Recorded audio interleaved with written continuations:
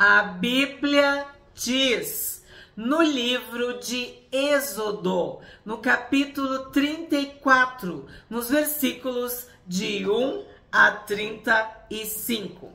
Então o Senhor disse a Moisés: corte 2 tábuas de pedra como as primeiras, e eu escreverei nelas as mesmas palavras que estavam nas primeiras tábuas que você quebrou.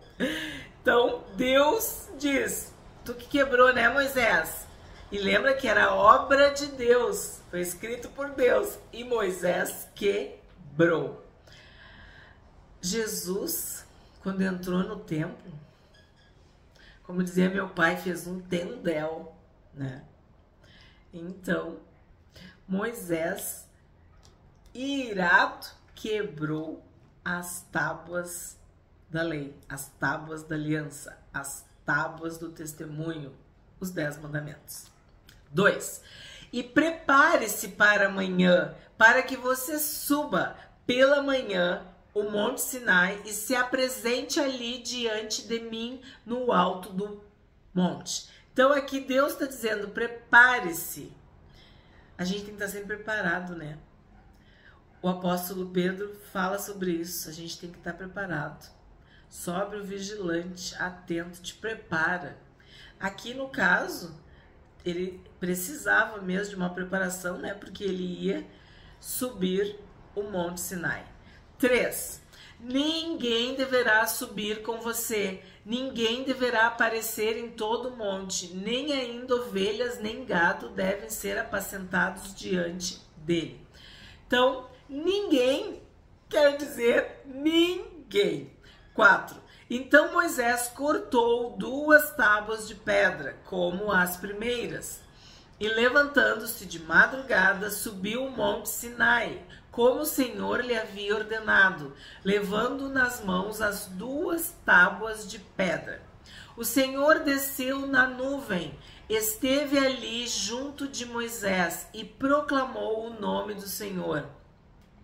O Senhor passou diante de Moisés e proclamou: O Senhor Deus compassivo e bondoso, tardio em irar-se, e grande em misericórdia e fidelidade, que guarda a misericórdia em mil gerações, que perdoa a maldade, a transgressão e o pecado, ainda que não inocente o culpado, e visita a iniquidade dos pais dos filhos, e nos filhos dos filhos, até a 3ª e 4ª geração.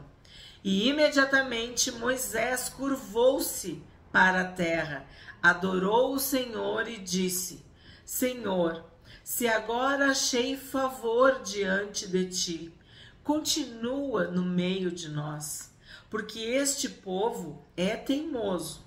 Perdoa a nossa iniquidade e o nosso pecado e toma-nos por tua herança. Então, tu deve aproveitar os teus momentos com Deus para orar, para pedir, para adorar, para louvar, para exaltar, para reconhecer a misericórdia, a fidelidade de Deus, o perdão, a salvação, a cura, a libertação, a santidade de Deus e a santificação que Ele nos permite. Deus nos permite viver em santidade e isso faz com que a gente se aproxime dele cada vez mais. Então tu tá vendo que Moisés aprendeu a caminhar com Deus, a viver em santidade, andando, ouvindo, aprendendo com Deus. E aqui diz que ele adorou, ele se humilhou, porque quando ele diz perdoa a nossa iniquidade, perdoa o nosso pecado e toma-nos por herança, ele está se colocando como sacrifício, como mediador, como intercessor. Ele está pagando o preço por este povo teimoso. E olha que interessante. Nossa iniquidade, nosso pecado, ele não quer o mal do povo, porque ele se coloca junto.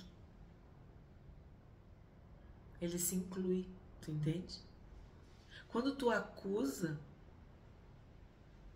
tu quer, como eu digo, justiça para os outros e misericórdia para ti. Quando tu te humilha, quando tu te coloca junto, tu quer salvar, tu quer fazer parte da solução. Tu não quer ser parte do problema, tu quer resolver. O que o Senhor Jesus disse? Eu não vim julgar, acusar, condenar, destruir. Não, Jesus veio para salvar. Jesus veio para resolver. Jesus veio para curar. Jesus veio para libertar. Jesus veio para perdoar.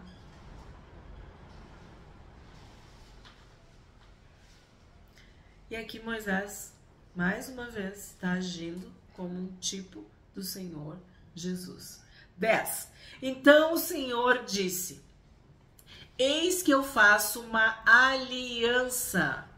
Diante de todo o seu povo farei maravilhas que nunca foram feitas em toda a terra, nem entre nação alguma, de maneira que todo este povo, em cujo meio você está, veja a obra do Senhor, porque coisa terrível é o que faço com você.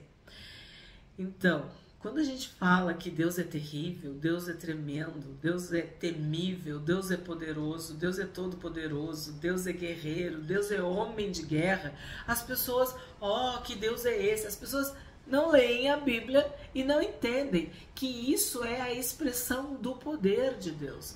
O Senhor Jesus veio como cordeiro, foi morto, boca fechada, mas ele voltará como um leão, o leão da tribo de Judá. Então, é o mesmo Deus, mas ele é poderoso. Coisa terrível é o que faço com você. Deus tem poder, Deus tem autoridade, Deus é soberano. 11. Observe o que hoje eu ordeno a vocês. Eis que expulsarei da frente de vocês os amorreus, os cananeus, os heteus, os ferezeus, os heveus e os jebuseus. Tenho falado sobre este versículo. Deus renovando a sua aliança, a sua promessa. Deus dizendo: eu vou destruir os inimigos, um a um, pouco a pouco. Vou vencer cada um deles. 12.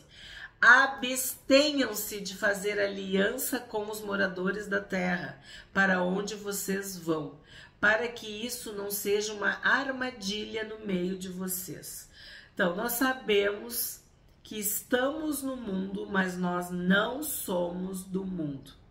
E que o mundo jaz no maligno. Então, tu não deve ter aliança, sociedade, amizade, união, ligação com o mundo. Quem é amigo do mundo é inimigo de Deus.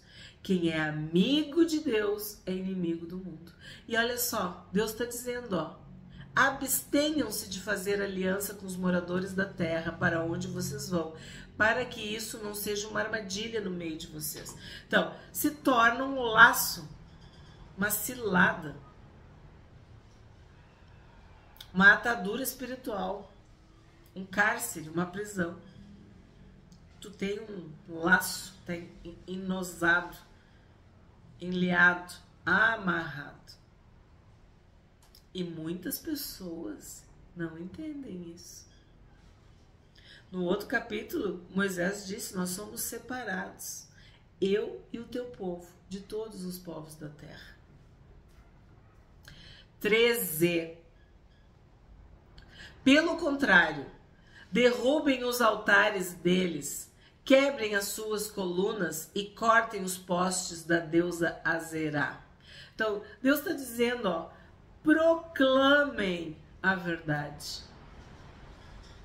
Destruam o poder das trevas. Sejam luz. Sejam sal. Façam diferença. Ide por todo o mundo e pregai o evangelho, ensinando, fazendo discípulos, batizando. Nós temos uma obra para fazer no mundo. Isso nada tem a ver com aliança com o mundo.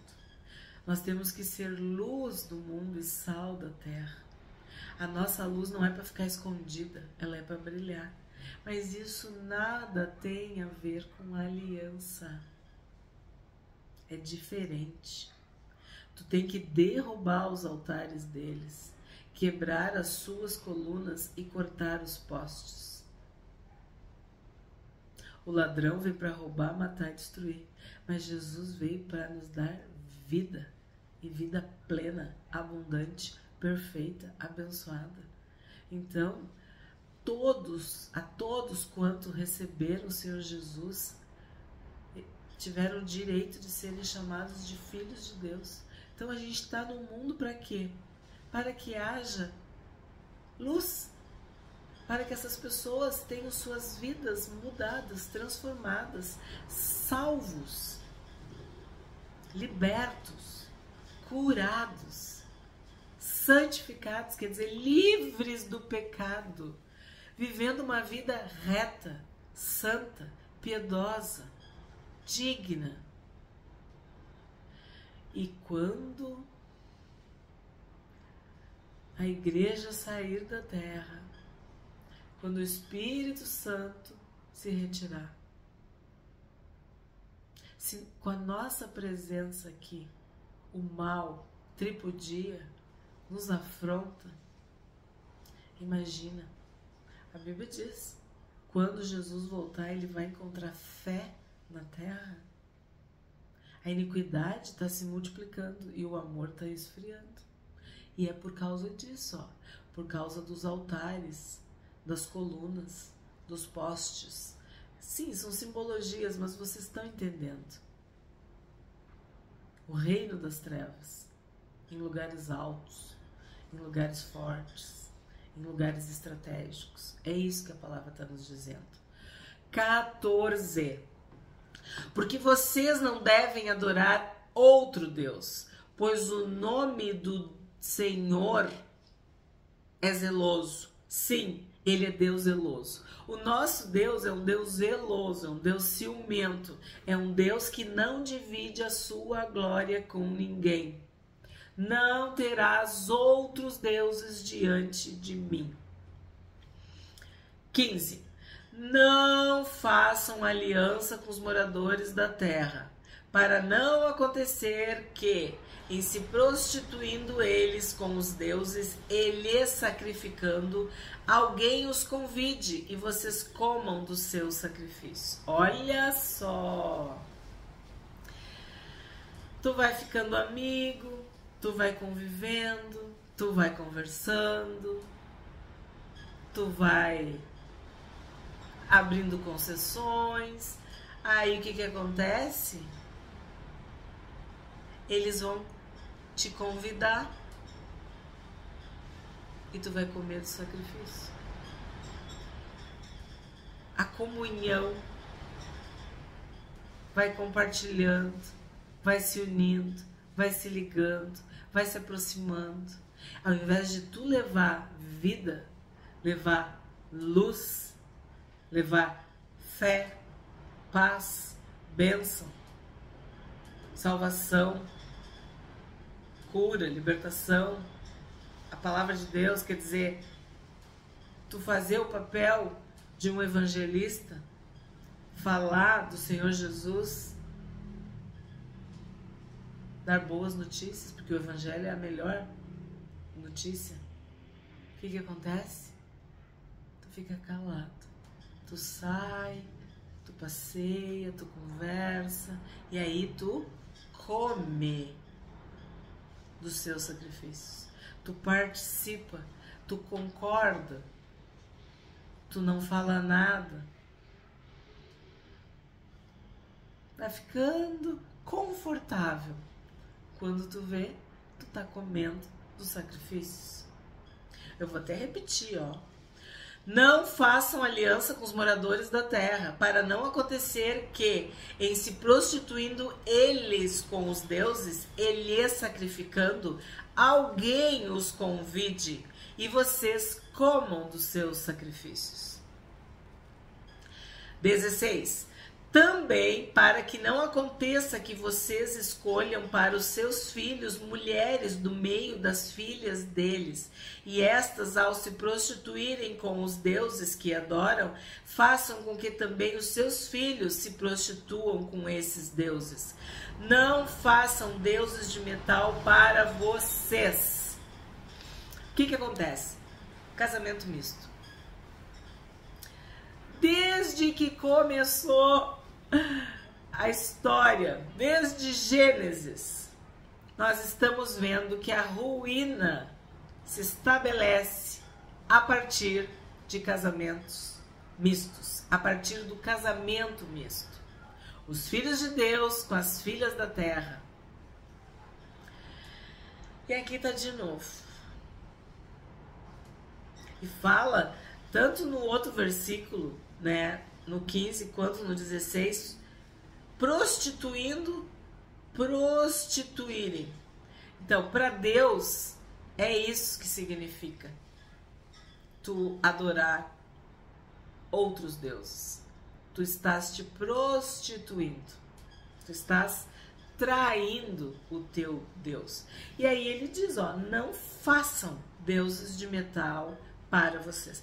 São tantas referências, mas tantas, que se tu não aceita, se tu não entende, é porque tu não quer.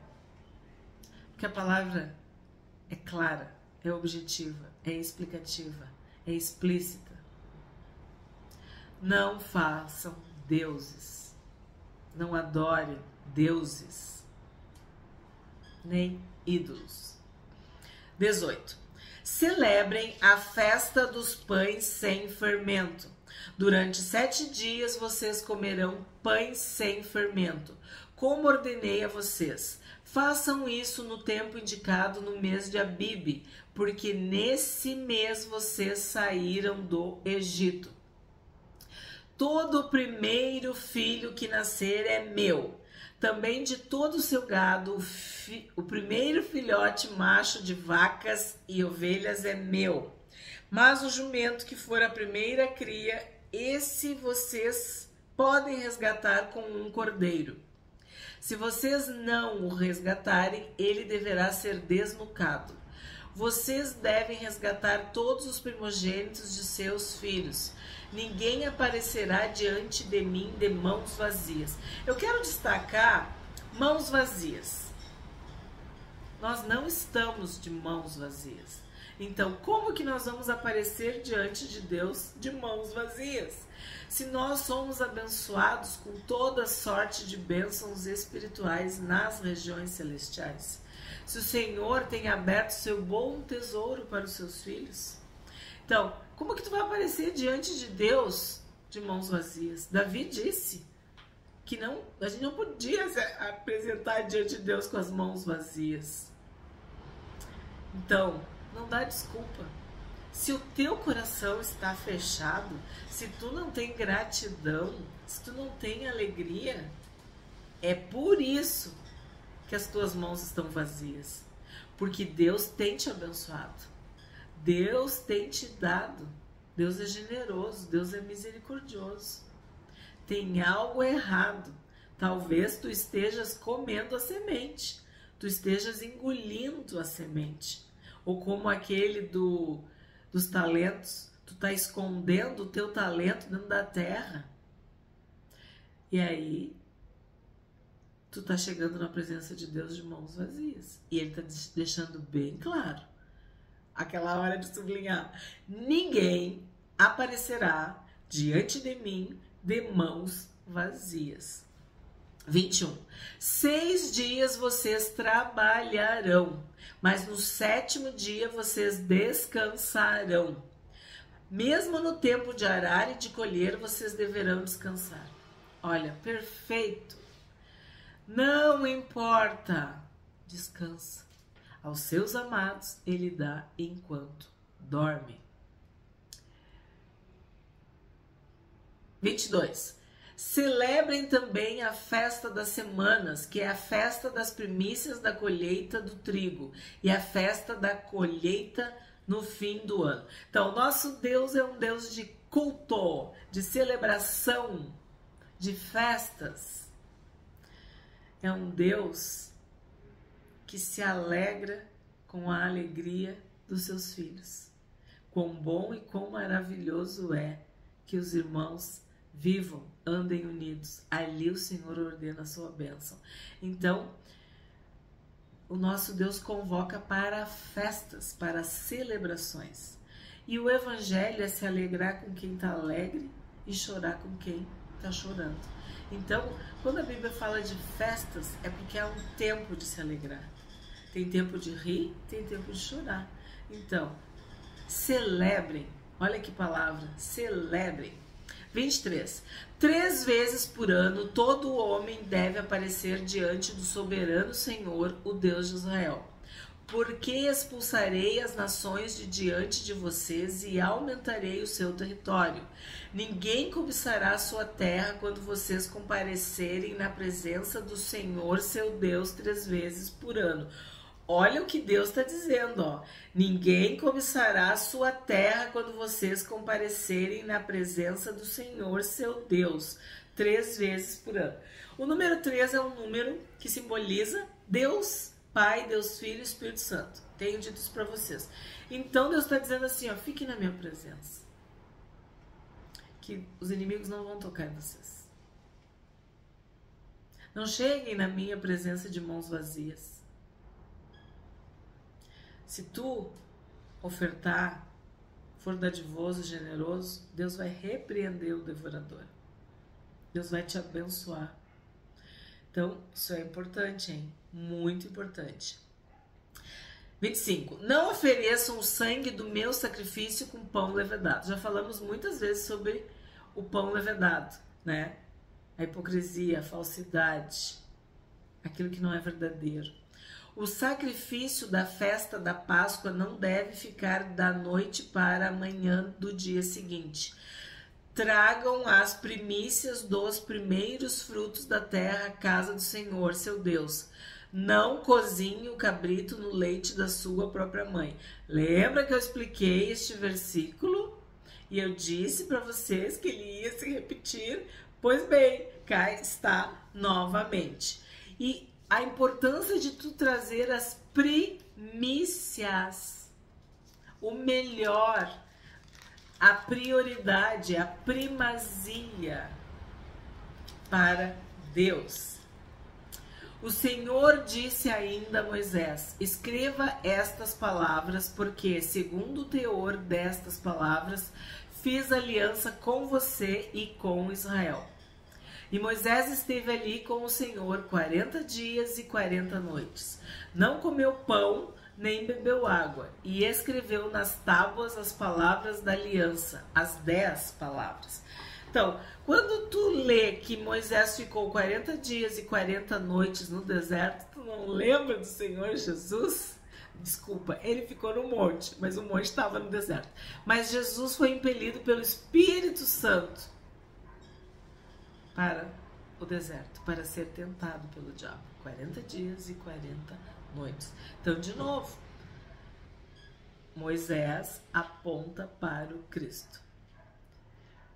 É uma tipologia, uma alegoria, uma figura do Senhor Jesus. E aí fala, né, das 10 palavras, dos 10 mandamentos.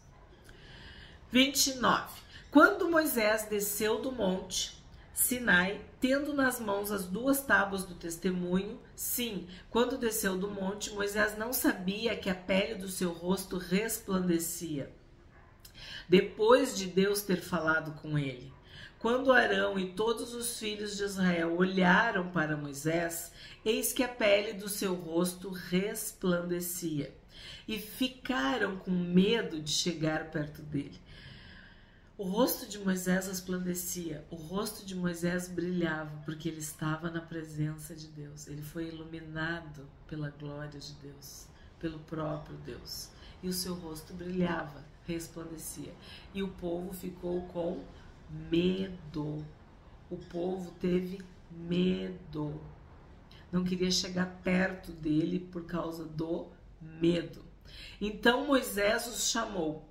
Arão e todos os chefes da congregação foram até ele, e Moisés lhes falou. Depois vieram também todos os filhos de Israel, aos quais Moisés ordenou tudo o que o Senhor lhe havia falado no Monte Sinai. Quando Moisés acabou de falar com eles, pôs um véu sobre o rosto. Porém, quando Moisés vinha diante do Senhor para falar-lhe, removia o véu até sair. E saindo dizia aos filhos de Israel tudo o que lhe tinha sido ordenado. Assim os filhos de Israel viam o rosto de Moisés, viam que a pele do seu rosto resplandecia. Porém Moisés cobria de novo o rosto com o véu, até entrar para falar com o Senhor. Então aqui nós temos que analisar. O que acontece? Este medo, ele é do ser humano quando ele não entende, quando é algo desconhecido, quando é algo que ele não tem experiência. Então ver o rosto de Moisés brilhando, resplandecendo, sabendo que ele esteve com Deus, dava medo no povo. E aí o que Moisés faz? Moisés usa um véu para que o povo parasse de ter medo, porque tu tá acostumado a olhar para uma pessoa e ver o rosto da pessoa e não um fulgor, um brilho, algo resplandecente, algo que não é normal, né? Isso gera medo. Então, o que a gente vê? Que a presença de Deus estava com Moisés. Moisés tinha falado com Deus, mas ele continuava brilhando, resplandecendo. E aí nós temos que falar de quem? Do Espírito Santo de Deus. Que nós sabemos que ele é luz, que ele é fogo, que tu não pode apagar o Espírito Santo, extinguir o Espírito Santo, entristecer o Espírito Santo. O Espírito Santo, ele intercede por nós com gemidos inexprimíveis. O Espírito Santo nos ensina todas as coisas. O Espírito Santo nos consola, nos conforta, nos fortalece. Ele é a nossa alegria, ele nos unge, ele dá dons, ele gera e produz frutos dignos de arrependimento. Ele nos convence do pecado, da justiça e no juízo. Ele nos santifica, ele nos cela, ele nos guarda, nos separa, ele nos conduz, nos guia a toda a verdade. Enfim, a obra do Espírito Santo é fazer com que a gente brilhe, fazer com que a nossa luz brilhe diante de Deus e dos homens. Então, o que a gente interpreta desta passagem quando o rosto de Moisés resplandecia, brilhava? De que Moisés estava cheio do Espírito Santo de Deus. Que a presença de Deus tomou conta de Moisés, ao ponto do seu rosto brilhar.